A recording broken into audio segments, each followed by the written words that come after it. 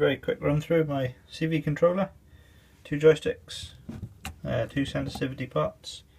It's controlling CV in on one oscillator, which is exponential FM on the other one. It's also controlling the other CV on the other oscillator.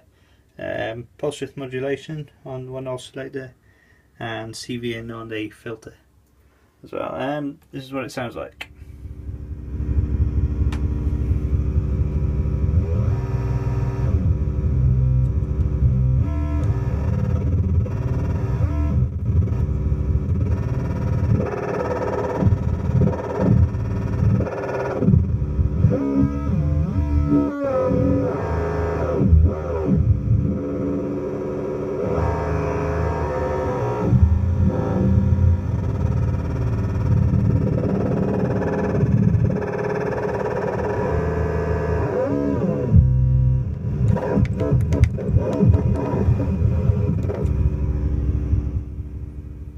That's it.